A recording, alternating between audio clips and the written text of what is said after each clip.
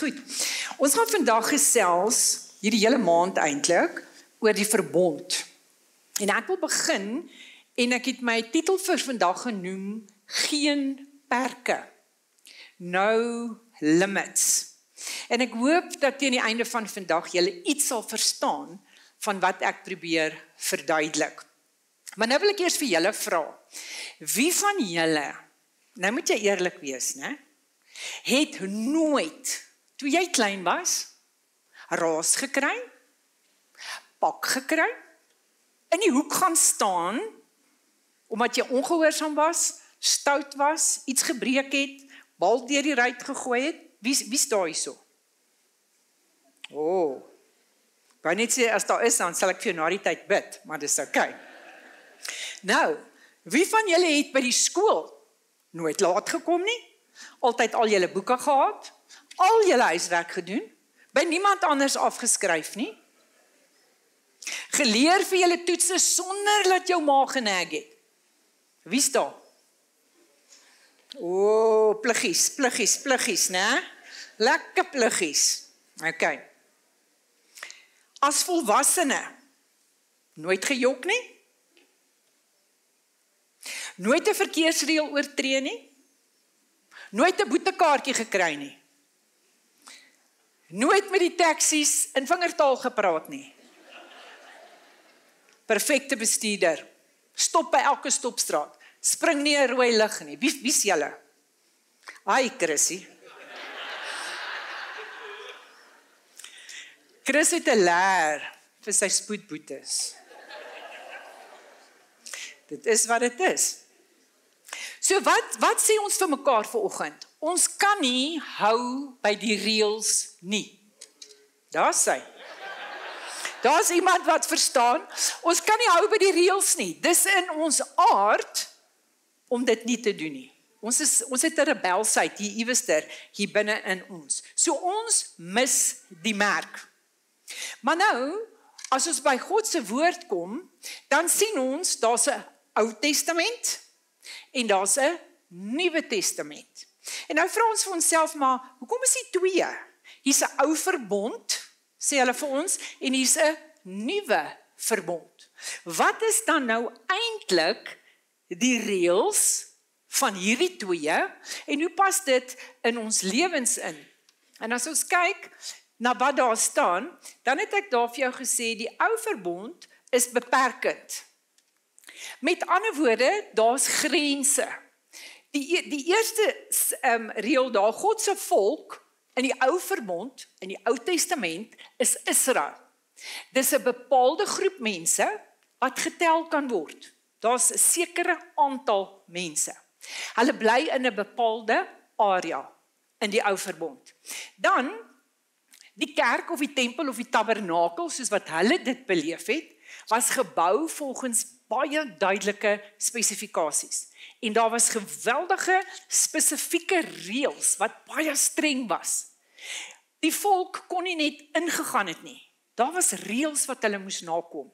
Ek dink ek het iewers gelees, daar so iets soos 264 reëls, net in die Ou Testament, wat die mense aan moes voldoen. En as hulle is wie ons vanoggend gesê het, ons is, het hulle groot moeilikheid. Dan, net die hoëpriester was toegelaat in die tabernakel. Hy alleen kon in die allerheiligste ingaan en toegang tot God verkry. Moses het ons geleer, het die wette van God af ontvang op kliptablette, wat hy vir die volk voorgehou het. En dan moes die volk elke keer wat hulle na die tabernakel of die tempel toe wou gaan, moes hulle offers bring. Hulle moes 'n dier bring en daar moes bloed gevloei het. So die Ou Testament, die Ou Verbond het sekere perke, limite gehad. Maar nou hoor ons van die Nuwe Verbond en die Nuwe Testament en ons verstaan iets dat dit op ons van toepassing is. Maar wat is die verskil nou? Hoekom sê ek daar is geen perke nie? By die Ou Verbond was God se volk spesifiek. Ons kom uit alle nasies in die hele wye wêreld. Is deel nou van God se volk. So daar's geen grense en beperkings aan die aantal mense wat nou God se volk is. En ons hoef nie net in 'n spesifieke plek te bly nie. Dan, as ons nou na die tempel toe wil gaan, of die kerk toe wil gaan, hoef ek niks verder as myself te gaan nie.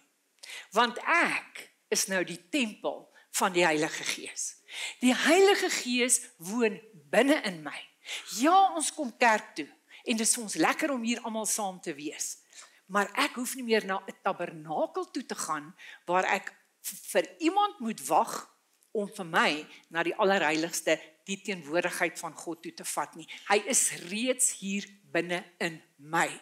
Dit is onbeperkte toegang tot die God van die heelal. Dit is 'n verskriklike groot voorreg en 'n vryheid wat ons het, wat die volk van Israel nie het of gehad het nie. Hierdie ding is besig om af te val hierso. Ekskuus julle. Ek kom net hier inhak. Goed.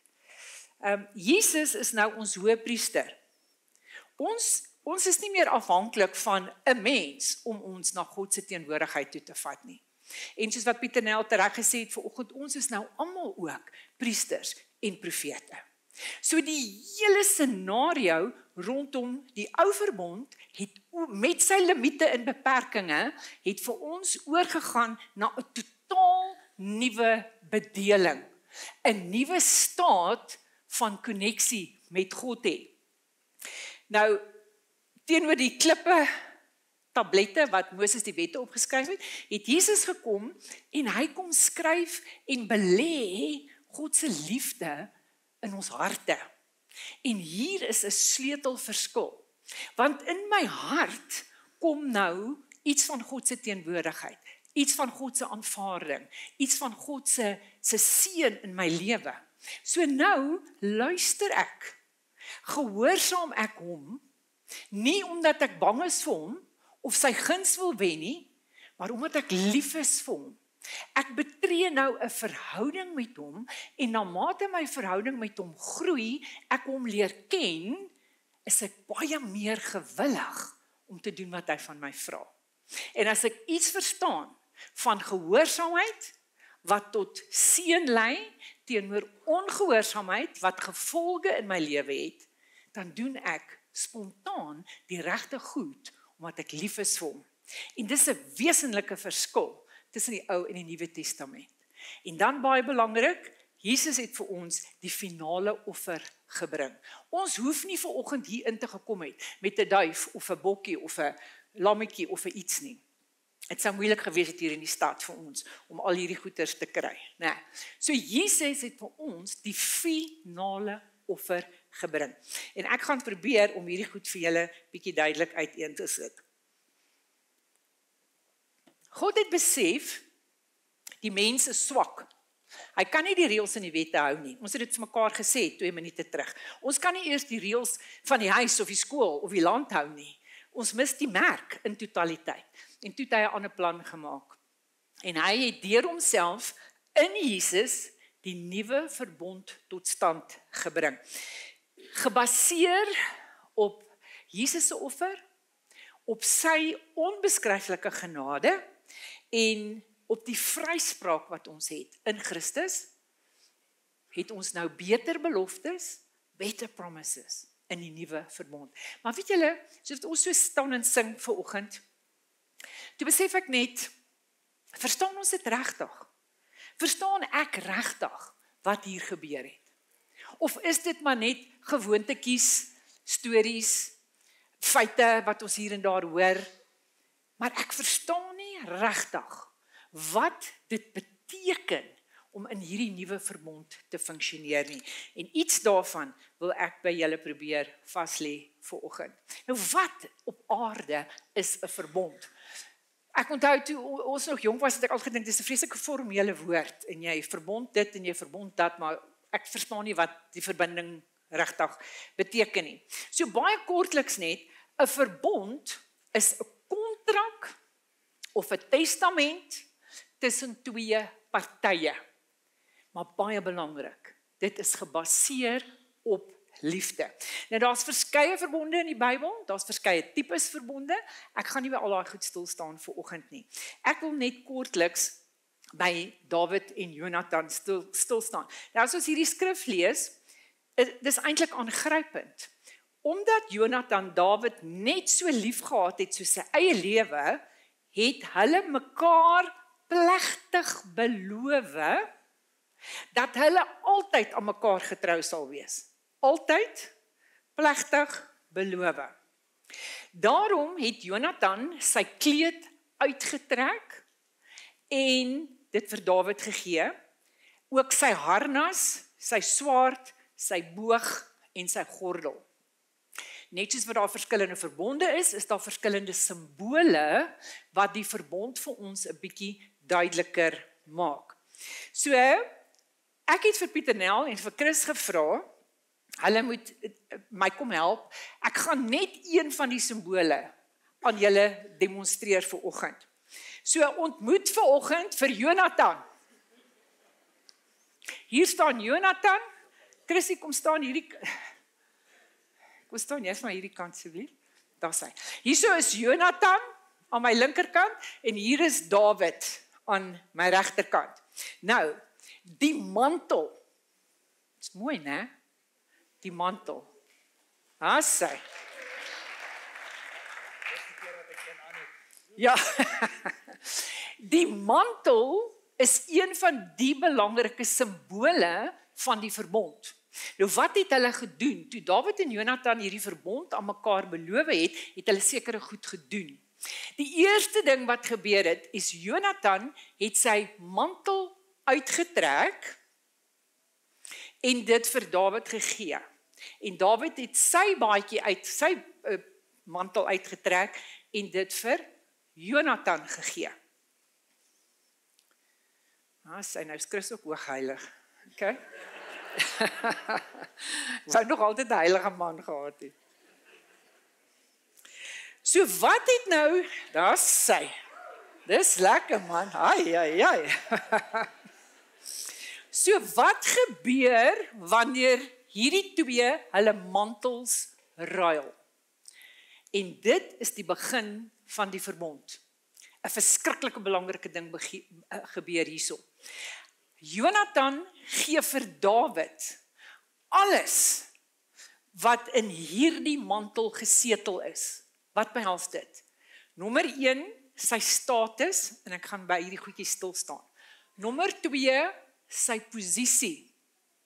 Nommer 3, voorsiening. En nommer 4, beskerming.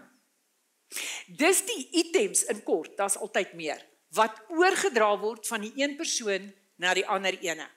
So in Jonathan se geval was hy wie? Hy was die seun van Saul. So hy het bepaalde status gehad. En in daai status het hy 'n bepaalde posisie gehad as kind van die koning. In daai posisie het hy toegang gehad tot alles wat die koning se was. Al die soldate, al die voorrade wat Dawid nodig gehad het. Maak nie saak wat Dawid nodig gehad het nie, in die uitruil van hierdie kleed het hulle vir mekaar gesê, ek gee vir jou alles wie ek is en alles wat ek het is nou joune. En vir hoe lank? Vir altyd. Is daar voorwaardes aan? Nee. Ek gee vir jou, omdat wat? Omdat ek vir jou lief is. Gee ek vir jou al hierdie goed. So in hierdie uitruil het Dawid alles gekry, wie Jonathan is en waartoe hy toegang gehad het, as kind van die koning. Maar wie is Dawid nou? Dawid is Joe Soap. So arme Jonathan, Dawid het 'n salwing gehad, en daar's 'n baie belangrike salwing altyd in die mantel. Maar apart van die salwing, het Dawid nie veel gehad om vir Jonathan te bied nie. So in 'n verbond is daar altyd 'n sterker party en dan's daar 'n swakker party. En die swakker party vind die meeste baat by hierdie uitruil van hierdie mantel en hierdie verbond. Dankie julle twee. Jonathan was so lief vir Dawid dat hy bereid was om vir hom alles te gee.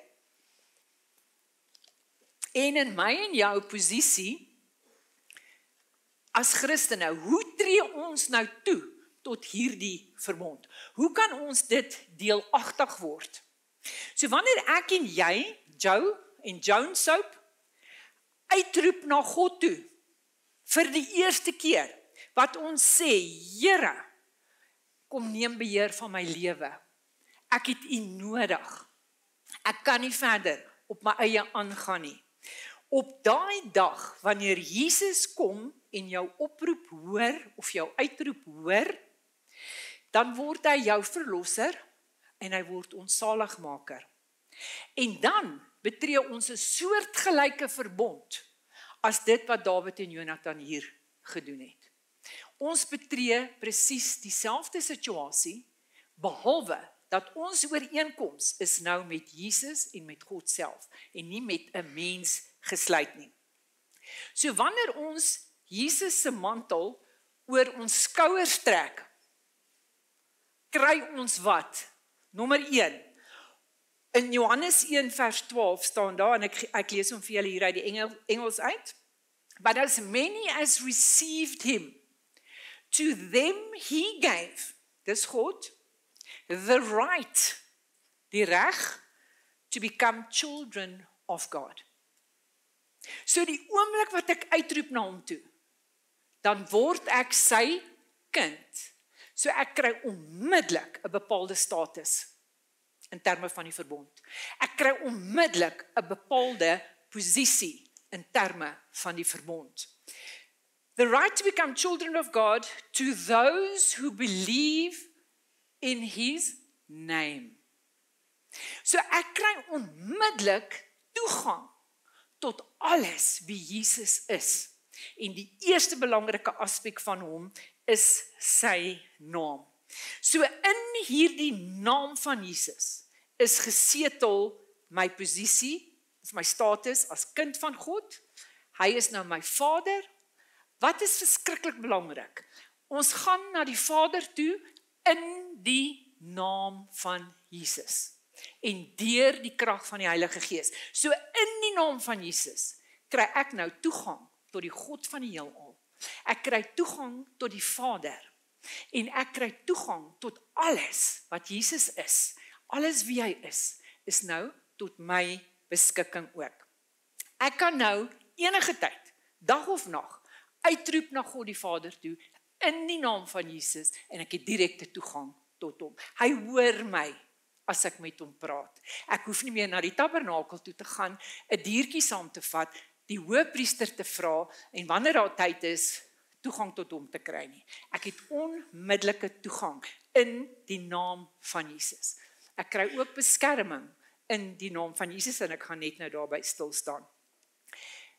Ons lees in Filippense, for this reason also, because he obeyed and so completely humbled himself, God has highly exalted him and bestowed on him the name, which is above every other name.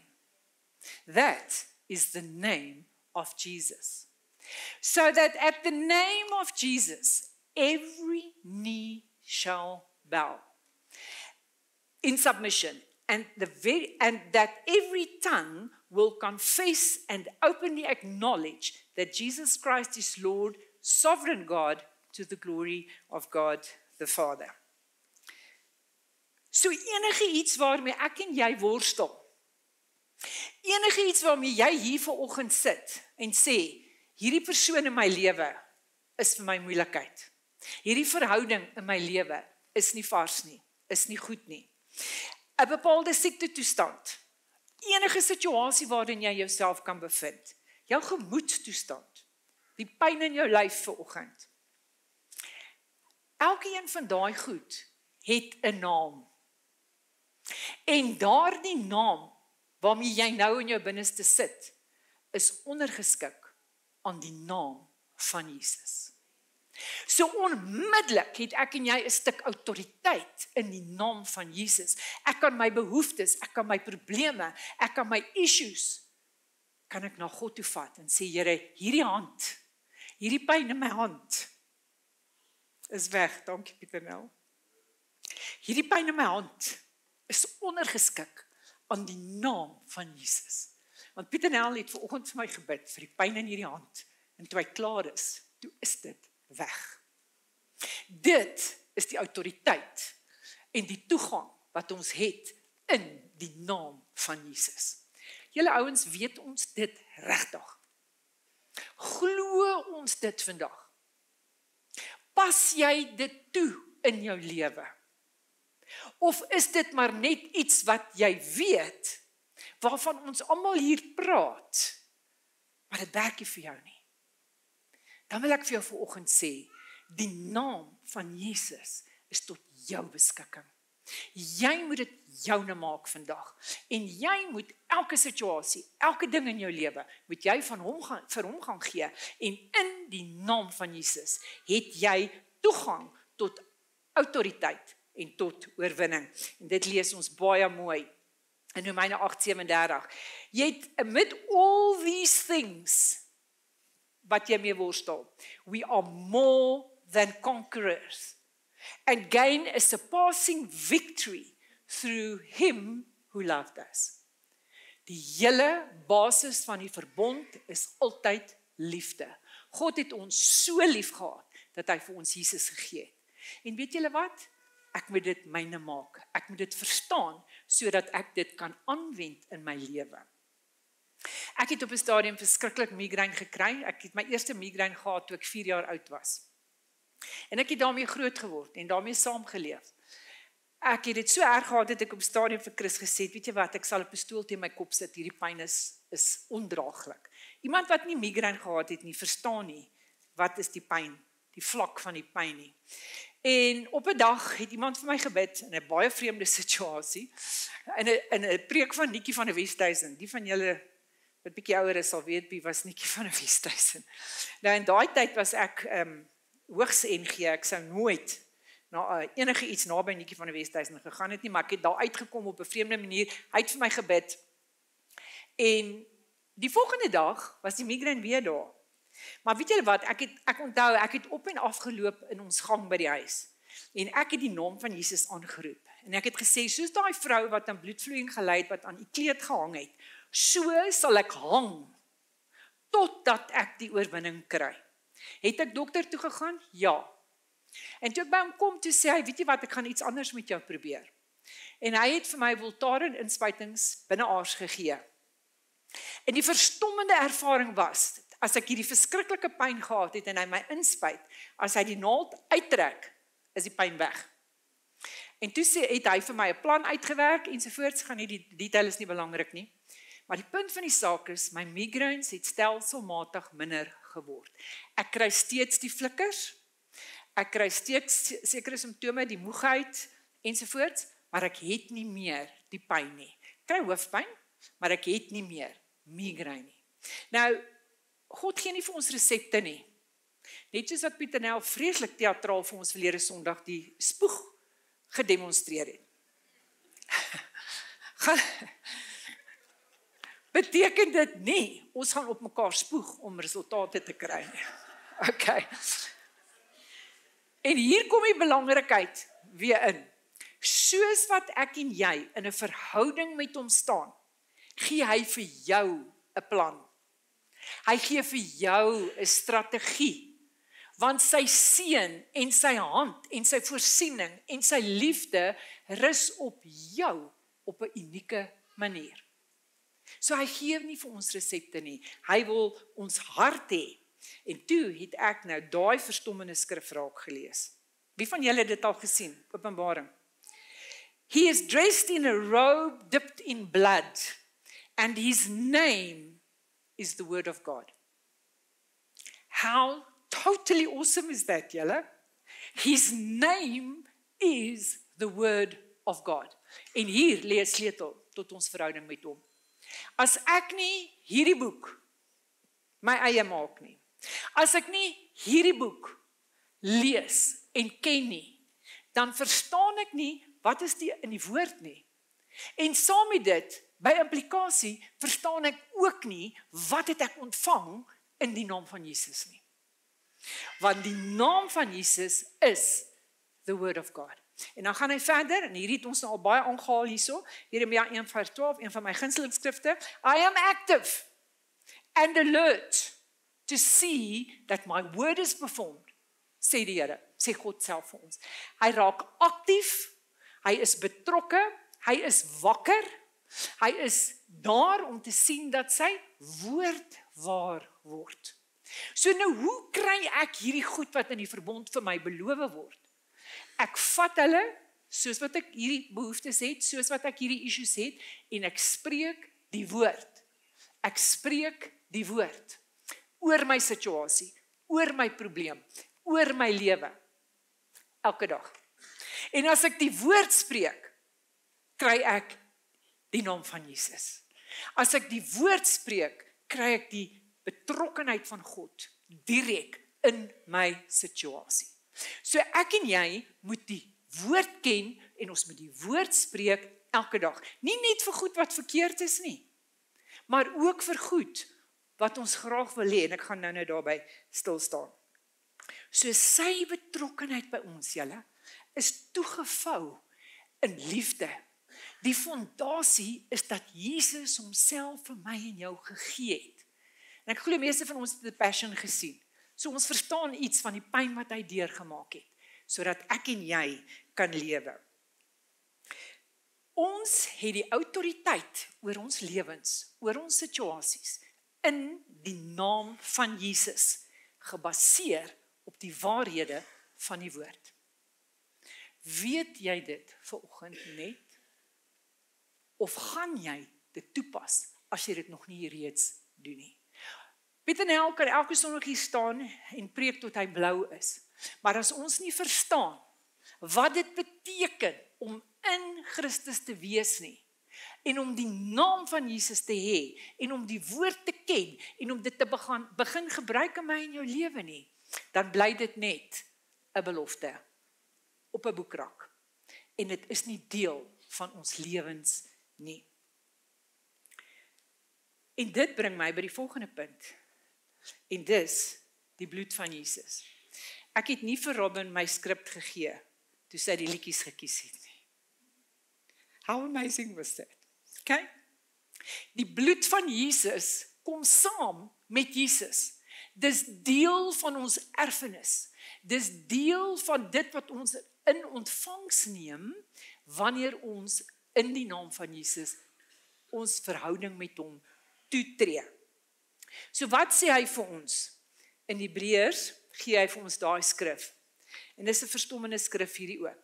So maak Christus 'n einde aan al die offers van vroeër, sodat hy 'n nuwe offer kon bring. Jesus Christus het gedoen wat God wou gehad het. Was dit vir hom maklik? Nee, maar hy was gehoorsaam. Wat God wou gehad het, hy het sy liggaam gegee om geoffer te word. Net eenmaal. Net een keer. Ons hoef nooit weer met offers na die tabernakel toe te gaan, sodat ons iewers vergifnis van sondes kan kry nie. Jesus het eenmaal gekom, en so is ons rein gemaak van al die sondes in ons lewens. En in die New Living Translation staan daar in hierdie vers, He cancels the first covenant in order to put the second into effect. So deur die kruisiging, deur die feit dat Jesus sy bloed gestort het vir ons, het hy die ou verbond voltooi, en het hy vir ons ingelei in hierdie nuwe verbond. En wat behels die bloed van Jesus dan vir my en jou in kort? En weet julle ouens, as mense nou kyk na al hierdie goed, hier's niks niets nie. Ek sê nie vir julle nuwe goed vanoggend nie, maar ek wil vir jou uitdaag vandag, om nie net te sit en te hoor nie, maar om hierdie skrif te vat, hierdie beloftes te vat, en om dit te gaan toepas in jou lewe. Die bloed van Jesus bring vir ons vergifnis. Hy reinig ons van alle ongeregtigheid. 1 Johannes 1:9, julle moet die woord ken. As ons ons sondes bely, hy is getrou en regverdig om ons te vergewe en ons te reinig. Daar sê, dankie Pieter Nel. Hy bring vir ons vrede met God. Want nou het ek toegang tot die Vader, omdat as God na my kyk, sien hy nie vir Hannetjie raak nie, hy sien nou vir Jesus raak. En in daai posisie in Christus, omdat ek sy naam het, en alles wat daarmee saamgaan, is ek in 'n wonderlike, nuwe verhouding tot God. En ek kan enige tyd, dag of nag met hom praat, hy hoor my altyd. Hy's nie te besig nie.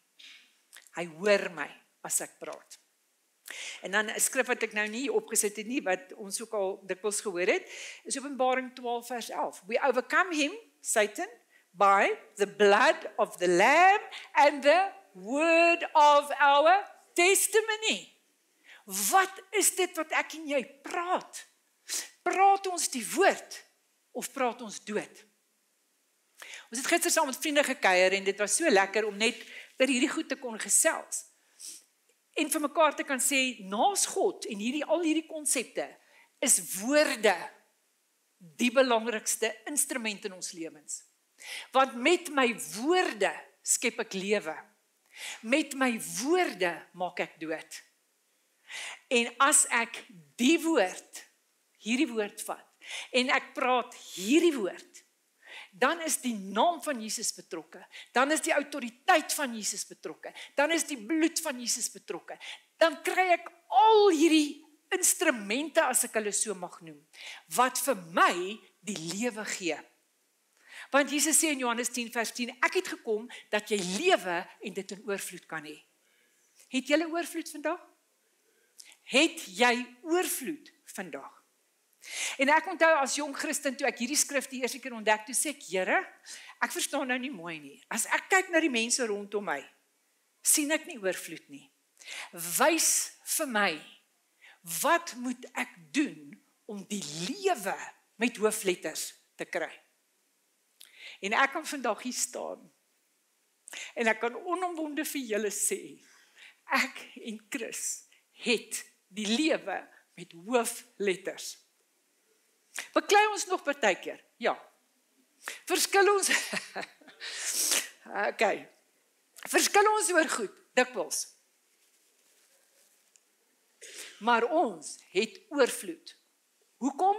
Ons het vir baie jare nou al hierdie goed begin toepas, begin ons eie maak, begin soek vir antwoorde, begin soek vir oplossings, begin soek vir die waarheid. En die waarheid is hierso. Dis nie baie ver nie. Dis net hierso. Maar jy en ek moet die moeite doen om hierdie boek oop te maak en om hom elke dag te lees, sodat die Here met my direk kan praat vir dit wat ek nodig het. So ons het toegang tot hierdie God. Sy bloed beskerm ons. Dis iets wat ek en Chris elke dag bid, is dat die bloed van Jesus ons sal beskerm. As ons uitgaan, as ons terugkom, teen elke aanslag van die duiwel, en glo my, hy is besig. Hy probeer op alle maniere, met pype wat bars, met bande wat pap raak, met 'n hand wat 'n ding kry wat hy nie moet hê nie, met wat ook al. Hy probeer op alle maniere ons vreugde steel, ons lewens steel. Maar ek en jy het die naam van Jesus, ons het die bloed van Jesus, en so kan ons vorentoe gaan en kan ons oorwin. Nou verder het ons 'n nuwe posisie in Christus. Ek het al kortliks daarna verwys en Piet en Hel het ook die skrif aangehaal. Hy het ook nie my skrif gehad vermoed. 2 Korintiërs 5:17 was seker een van die goed wat so indruk op my gemaak het as jong Christen. Anyone who's joined to Christ is a new being. Jy word 'n nuwe mens. Is jy 'n nuwe mens? Daai liedjie wat ons vanoggend gesing het. Ek praat nie meer soos wat ek gepraat het nie. Ek lyk nie meer soos wat ek gelyk. Hoe lyk julle? Lyk julle lekker? Lyk julle? Of lyk julle of julle suurlemoene gesuig het die hele week? Nee, ons kan nie so lyk nie, julle. Ons kan nie so lyk nie. Ek moet lyk asof ek God verteenwoordig, asof sy vreugde my deel is. En ja, ons is baie keer moeg en ons is baie keer moedeloos, maar my lyk moet lyk soos Jesus, nie my lyk nie, my lyk. Okay. We are new beings. The old is gone, the new has come. All this is done by God. Weet julle wat? Ek moet dit net betree. Ek moet dit hier ontdek. En dan moet ek sê, okay, Here, Toe hy vir my een oggend sê in Efesiërs 4:28, moenie laat daar 'n vuil woord uit jou mond uitkom nie, maar sê net dit wat tot stigting is en wat genade gee. Toe praat hy met wie? Hy praat met my. Direk hier uit hierdie woord uit. Sodat ek kan leer hoe om te praat, hoe om te wees, hoe om nuut te word. All things are done by God, who through Christ changed us. This blew my mind this week. Changed us from enemies to his friends. Is dit nie fenomenaal nie? Ons dink altyd Dawid is 'n vriend van God, want dis wat ons gehoor het, toe ons groot geword het, né? Nou is ek ook 'n vriend van hom. My posisie het verander. In die nuwe verbond, in die naam van Jesus, deur die bloed van hom, het ek in hierdie posisie ingekom, waar ek 'n vriend van God is. Christ was without sin, but for our sake God made him share our sin, in order that in union with him, we might share the righteousness of God. Sodat wanneer God na my kyk, hy nie meer my sien met al my gebrokenheid en al my foute nie, maar as hy na my kyk, dan sien hy vir Jesus. So in hom het ons hierdie mantel van geregtigheid. Ons het hierdie posisie in Christus, van lewe, van liefde, van autoriteit, en 'n baie belangrike ding, wat ons ook in een van die liedjies gesing het vanoggend, aanvaarding. Want dis waar my identiteit lê. Ek luister, ek probeer nie aan al die vereistes van die woord voldoen, omdat ek God se aanvaarding wil hê nie, of sy goedkeuring soek nie. Ek het dit reeds. Ek lewe nou uit hierdie aanvaarding uit hierdie posisie van goedkeuring. En nou gehoorsaam ek hom. Hoekom? Omdat hy vir my lief was en vir my hierdie wonderlike geskenk van Jesus gegee het, sodat ek nou in liefde gehoorsaam kan wees aan hom. En wat is die gevolge? 'n Lewe met hoofletters, oorvloed. Is daar nog steeds probleme? Ja. Is daar nog steeds taksies? Ja. Is daar nog steeds 'n SARS? Ja. Okay? En nog 'n paar ander. Maar in Christus kry ek alles wie hy is, sodat ek toegang tot hierdie God het, en ek alles kan wees, wie ek veronderstel is om te wees. Ouens, dit is liefde in aksie. Okay? So nou, hierdie is die nuwe verbond. Hierdie is die testament. En as iemand vir jou sê, hierdie is jou testament, wat moet gebeur dat jy dit kan ontvang? Iemand moet doodgaan. Wie het gesterf? Jesus het gesterf. So nou, alles wat hierin staan, is my erflating. Maar ek moet aanmeld. In die werklike lewe moet ek na 'n boedelafdeling toe gaan, iewers. Nou moet ek by die boedelberederingsafdeling van die Heilige Gees aanmeld. En ek moet sê, hier is my testament, Jesus het vir my gesterf, so al hierdie is myne. Help my. Hoe kry ek dit? Nommer 1, in Christus, as sy kind. En dan, baie belangrike ding, in Christus kry ons die Heilige Gees en oneindige seën in Galasiërs 3. Ek wil net die laaste daar lees. And we can see that Abraham's blessings is present, hoor nou mooi, and available for non-Jews. Dis ek en jy, nuwe verbond. Ek hoef nie meer aan die vereistes van die ou verbond te voldoen nie, ek het dit in Jesus. We are all able to receive God's life, his spirit, in and with us by believing. Nou, wat is onder andere? En hierdie gaan ek net vir jou gee. Jy moet hierdie self gaan lees. Ek en Chris het hierdie week al hierdie seëninge oor ons begin afbid. Hoekom? Omdat in Christus is dit my deel. Daar staan, blessed shall be the fruit of your body, jou kinders. Wie van julle lê nooit wakker oor julle kinders in die nag nie? Daar. Ons lê wakker oor hulle, want hulle doen goed wat ons nie van hou nie. Nou sê die Here, blessed shall be the fruit of your body. The Lord will cause your enemies who rise up against you to be defeated before your face, and they shall come out against you and flee away in 7 directions. Who are your enemies this morning? Bid hierdie oor hulle, sodat hulle kan wegvlug. The Lord will command the blessings in you, in your storehouse, ensovoorts, ensovoorts. Gaan lees dit vir jouself en maak dit jou eie. Ek sluit af. In die ou verbond het hulle gestaan onder die wet. In die nuwe verbond staan ons waar? In Christus. Totaal nuwe posisie. In die ou verbond was ons gedefinieer deur skuldgevoelens, of hulle liewer, nie ons nie, vrees en mislukking om aan al die vereistes van die wet te voldoen.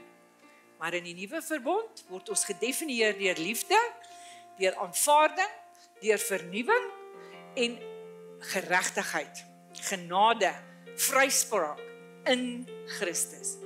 En dan laastens, in die ou verbond was hulle prestasie gedrewe, sodat hulle kon voldoen aan al die wette. In die nuwe verbond leef ons in aanvaarding en in God se liefde vanuit sy goedkeuring. Ek hoef nie meer goeders te doen om aanvaar of goedgekeur te word nie. Ek het dit in Christus Jesus. So mag jy deur die woord oor jou lewe uit te spreek, in die naam van Jesus, deur die krag van die Heilige Gees, hierdie beloftes betree, hierdie testament in ontvangs neem, sodat jy die lewe kan hê waarvoor Jesus vir my en jou gesterf het. Mag sy seën en sy lewe jou deel wees.